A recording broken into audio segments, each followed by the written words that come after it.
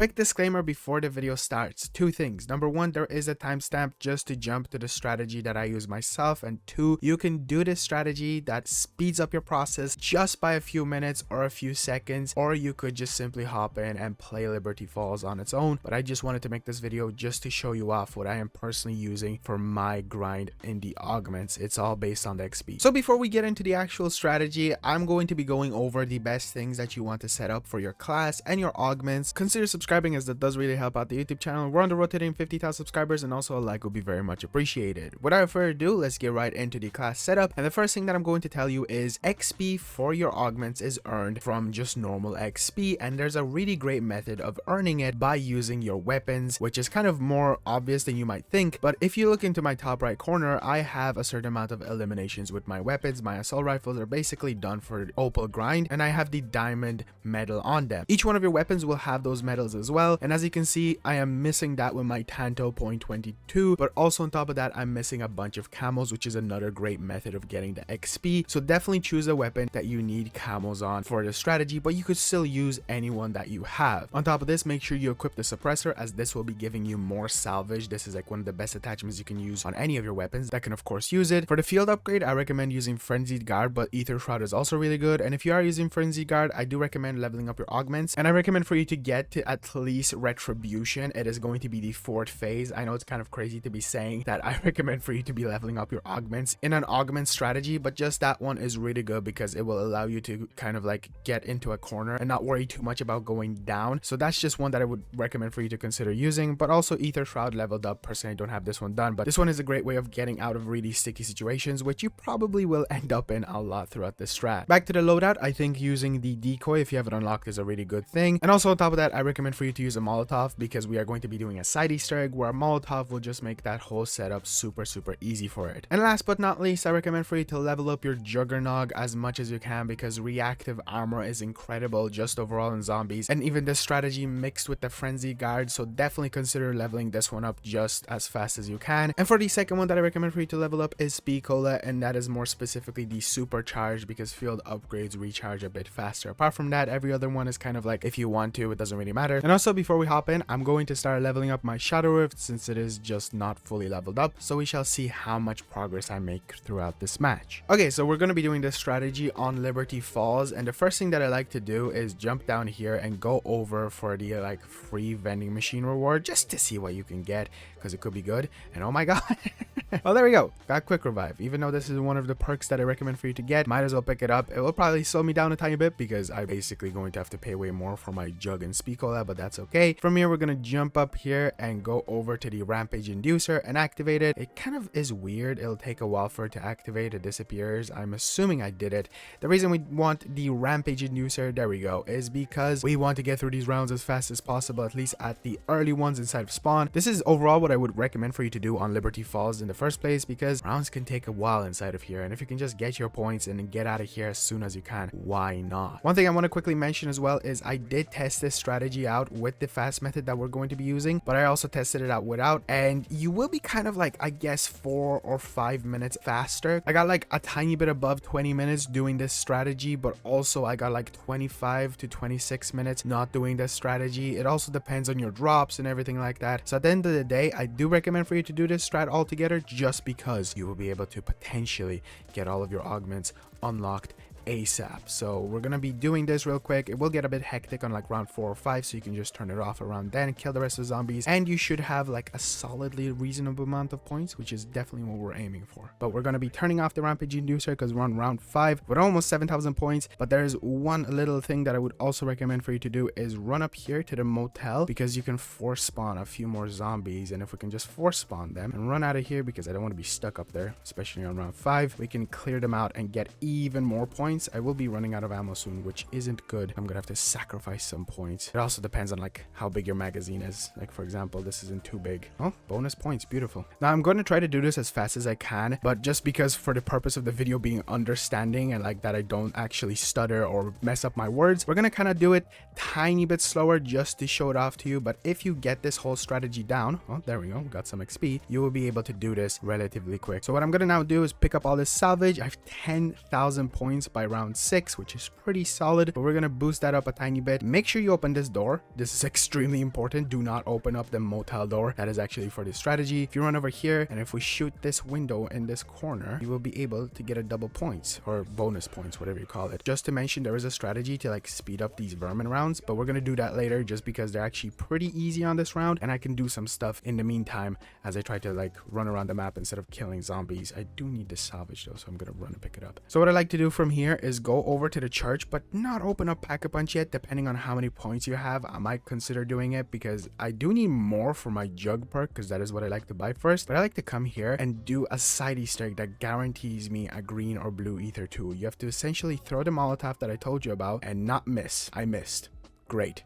If you hit that, you'll basically be able to get a guaranteed ether tool. If you miss just like me, I guess this is a perfect example of you can still do it. Don't worry. Because of the suppressor that you have on your actual gun, you'll be always able to come up here and just level it up like that. But it's a great way of getting score streaks. Unfortunately, I'm just bad. Next door that I like to open is this one, just because we can access jug. Don't forget, you can also pick up points at every single perk machine if you crouch in front of it. What I like to do here is actually buy jug. Because of my augments, it will make life just that tiny bit easier. And also, one thing to mention is don't forget to open this door at some stage throughout your grind. It will just make vermin rounds so much easier, which I will just show you later. The vermin round actually starts from here. Open this door. You can also pick up some points off of the stamina up and move over here, and this is essentially the strategy. I recommend for you to stand in this corner. That's why I think Frenzied Guard or Ether Shroud will be the best. Also, decoys are very important, so if you have them leveled up, definitely use them. But even like a flashbang is good, or whatever it's called, a stun, because look, I throw down the decoy and the zombies get distracted. It gives me like this little bit of time to then just simply kill them and hope for the best that I don't go down in this scenario, because you can go down here, but usually I find myself going down and then being able to at least stick through till round 21, because 21 is not a difficult round to get up to. There we go. I am on 4,800 points. There is an ammo cache over here, and also something I forgot to mention is you can get a free 100 points if you want, just because, you know, now I'm on 4,900. Now, if you do get the ether tool or just level up your weapon, you should be able to stick around here up until you do have enough points. I do find myself always just waiting around and having enough. You do also get drops in here quite a lot. I do find that it somehow spawns in drops more often when I do this method than other methods.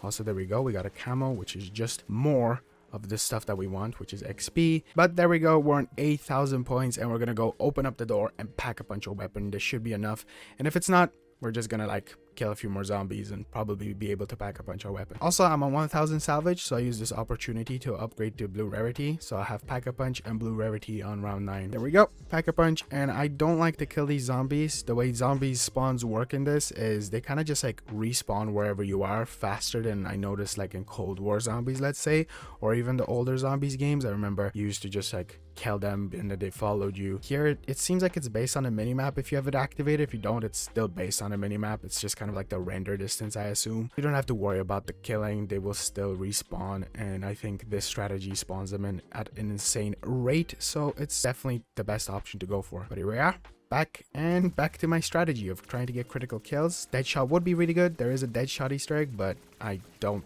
want to do it because it takes like a lot of time, and you want to speed up the process. Your gun should be strong enough to do all the critical kills, especially on these rounds. Also, since I have 4,000 points, I'm going to take this opportunity to go buy extra armor, which is something you should also be aiming for, because having at least 2 of the armor plates, or the armor 2 phase, whatever you want to call it, is huge to have it here, especially with Frenzied Guard. Now, another awesome thing that I never mentioned, and that's just because it hasn't happened yet, but I don't know if it will exactly happen that I can talk about it. The Abomination itself does not spawn in here. You will basically get through these rounds faster just because you don't have to go through the painful process of killing mega abominations, or sorry, the abomination itself, because it just doesn't seem to spawn in here right now. I feel like they will change this up because, you know, Treyarch does love changing stuff up. That's fun. Sometimes even out here it spawns like up in that corner or that corner, and then you have to kill it, but it's like a 90% chance it will not make its way in here, so you don't have to worry about it too much. Okay, the most annoying thing about this strategy, apart from the mega potentially making its way in there, is definitely getting the manglers to go die faster. So we're gonna go buy ourselves napalm, just because it will improve the damage that your gun will be doing on the actual manglers. Oh, there we go, we even have the round that I was looking for, so this is the perfect opportunity. And run over here here and stop in this location-ish area, and the vermins will only be spawning from here and here, but sometimes behind you. It's not 100% only in front of you. And it seems to be the fastest spawn rate for them. See, there we go.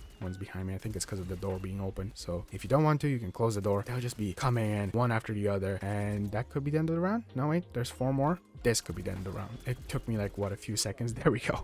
It's super fast. I'm not gonna actually run through the ice cream place because I want to go pick up speed cola. If you want to do it just like I do, you can. Again, depends on the amount of points you have. Oh, I just realized I don't have my actual quick revive. I guess I got into a sticky situation and used my dying wish without knowing.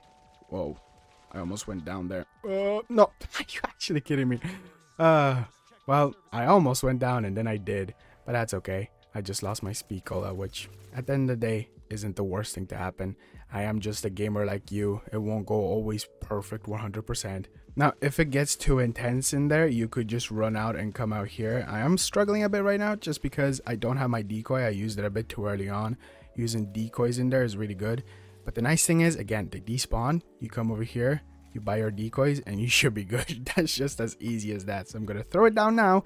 Leave me alone, please. Let me get my field upgrade back faster because I need my armor, and they should be distracted. At least they should. Wranglers spawn in. Max armor, perfect. And I'm about like 14 to 15 minutes into the game. The rounds will be going like with the time itself, so 20-ish minutes, 21-ish minutes with the exfil. Okay, let's pick up the nuke. I have 6,000 points now, so I'm gonna go pick up speed cola. It's just like a lot of running around, so that's why you could also invest in stamina up if you have to do what I'm doing. Oh, there we go. There's the abomination itself. It decided to come in. It doesn't always do that, again, as I said, but this one time it felt like coming in. But with the actual napalm and the gun itself, I was able to take it out pretty easily. I'm gonna throw down a decoy because I see something I kind of want to pick up. This is perfect because if you ever get into one of those situations, just activate it and it's easy to take out the zombies, or even just for the exfil itself. A chopper gunner or the mutation are brilliant for that. I don't just sit in the corner. As you can see, I am running around in circles every so often. We have our field upgrade still just in case, and there we go. That's the round. These are so insane. Oh, never mind. Maybe that's the round. There we go. They're so insanely fast. Oh, never mind. It's a vermin round. Honestly, most of the time will be spent waiting for what round it is. For some odd reason, in this game, they just take forever to start. If they started sooner, yeah, you would probably get through this faster. So you could use the rampaging user, but I would never recommend that because you could just sacrifice so many runs and just lose out on actual solid XP with a tiny bit more time. You know, that door definitely does spawn them in from behind, which sometimes happens and sometimes doesn't, which is interesting. But whatever, I like to open it because it's an easier way of getting back to the strat ASAP. It depends on how close you are actually to the actual window. Okay, there we go. This should be the end of the round. The last few zombies, and there we go. So what I like to do now, since we're gonna be getting the exfil, is just open this back way because I'm not gonna need it anymore, and run over and activate the exfil, and then basically just run over an exfil. This time around, I'll be able to use the chopper gunner just to get through the exfil faster because I just don't care. Like, I want to exfil ASAP, but if you do want more of those critical kills, just to ensure you might get maybe one more camo, you could just do that. Okay, chopper gunner, and start blasting. Just as easy as that, I'm gonna run over and exfil, and I got that done in about 23-ish minutes, 24. I know I just said that, like, if you do everything correctly and don't go down and mess it up, you could just get those 1 or 2 minutes down faster. And if you just rinse and repeat this, should be pretty solid for getting some XP. You could stick around till 25 or, well, 26 to exfil, but just because you do maximize the amount of XP you get, or at least it gets really, really difficult past 21, just exfil. It's the best thing to do. Okay, here is the progress that I have made. And I know, as you may see here, I still am missing a bunch of progress, which I am not. Just to make it clear, you do not actually have to look at the top weird UI design that they have. It is actually the thing in the corner. So as you can see, I am missing the most tiniest amount of progress progress. So if I probably would have stuck around to like round 26, I would have just pushed myself that bit more. But to maximize the speed, I would recommend for you to do that strategy and exfil at 21. You don't have to do the strategy itself, definitely just exfil at 21. I'm using that strategy to make all this progress I have on my perks. I'm kind of mixing and matching stuff. It is a lot of work, but like, look, I already have I have so much done, I didn't even know. So thank you so much for watching. Hopefully this guide did help you out in some kind of way. If it did, definitely consider subscribing. I'm covering Black Ops 6, zombies, multiplayer, and all of that stuff daily for, well, ever. So if you want to see more Black Ops 6 content like this, definitely be sure to stick around. If I got anything incorrect, comment down below, let me know, because I do want to also improve my strategies. So if you have any recommendations, why not share with everybody else? And as always, thanks so much for watching. I'll see you guys in the next one. Peace out.